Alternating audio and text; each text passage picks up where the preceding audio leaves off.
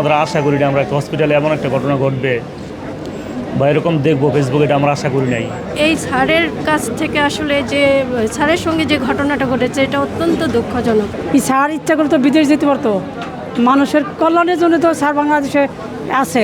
আমরা যেটুকু জানি যে স্যার খুবই মানবিক একজন পার্সন, উনি শুধু ডাক্তার না, উনি মানবতার সেবায়, ডাক্তার বলতে একজন যে সেবক বোঝায় বা ভালো মানুষ বোঝায়, উনি ঠিক তাই।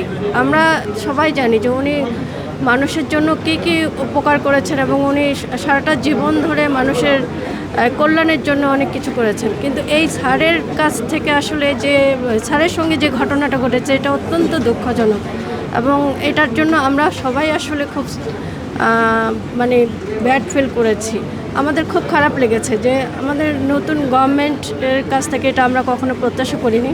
বিশেষ করে এই ধরনের ডক্টর বা এই ধরনের ভালো মানুষ বা ভালো যারা আছেন সমাজের পরোপকারী ব্যক্তি বা আমরা যারা সেবা নিতে আসি বা রোগীদের পক্ষ থেকে অনেকে হয়তো বা ভাবতেছে যে স্যার এই কারণে পেশেন্ট দেখতেছে না বা তার হসপিটাল বন্ধ হয়ে যাচ্ছে। আসলে এটা ঠিক না। আমরা তো এসছি, আমরা অনেক দূর থেকে এসছি। তো স্যারের কাছে, স্যার যে ধরনের ডাক্তার, অনেক বড় মাপের একজন ডাক্তার, ওনাদের মতো ডাক্তার আসলে আমাদের রোগীদের জন্য, সাধারণ মানুষের জন্য, দেশের জন্য অনেক বেশি জরুরি। তো আসলে এই ধরনের ঘটনা যেন আর ভবিষ্যতে কখনো না ঘটে, আমরা এটাই প্রত্যাশা করব সরকারের কাছে এবং সকলের কাছে। এটা আসলে একটা খুবই দুঃখজনক ঘটনা। ওনার মতো একটা ডক্টর, এখানে আমি এর আগেও একবার ওনাকে দেখাইছি, খুবই ভালো, খুবই স্বনামধন্য একজন ডক্টর। তো এই বিষয়টা সরকারের আসলে মানে ওইভাবে গভীরভাবে তদন্ত করে দেখা উচিত বা এটার আইনিভাবে যে কোনো একটা সিদ্ধান্ত নেওয়া উচিত। দেশের মানুষকে প্রতিদিন সুরক্ষিত রাখার প্রত্যয় নিয়ে এলো সেফ রাউন্ড সুইচ। এর ব্যবহার অনেক সুন্দর, এর মতো ছাড় হয় না বাংলাদেশে। এই স্যার ইচ্ছা করে তো বিদেশ যেতে পারতো, মানুষের কল্যাণের জন্য তো স্যার বাংলাদেশে আছে।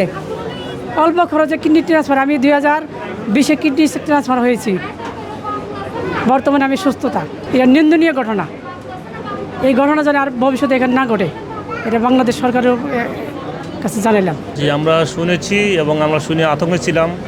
আজকে আইসা যা দেখলাম, পরিবেশ ঠান্ডাই, এখন যে অবস্থা দেখছি আগের মতোই। আমি গত মঙ্গলবার দিন আসছিলাম, আইসা দেখছি যে পরে শুক্রবার দিন আসার কথা ছিল আমার, আমরা আসতে পারি না যে কোনো কারণে।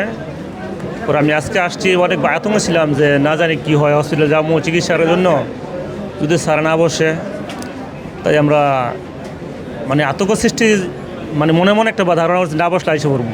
আমরা আশা করি না আমরা একটা হসপিটালে এমন একটা ঘটনা ঘটবে বা এরকম দেখবো ফেসবুকে, এটা আমরা আশা করি নাই।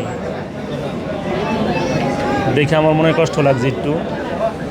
একটা কিডনি ফাউন্ডেশন হসপিটাল যেখানে মানুষ বাঁচার জন্য আসে, এই জায়গায় যদি এরকম হয় তাহলে তো খারাপ লাগবে অবশ্যই।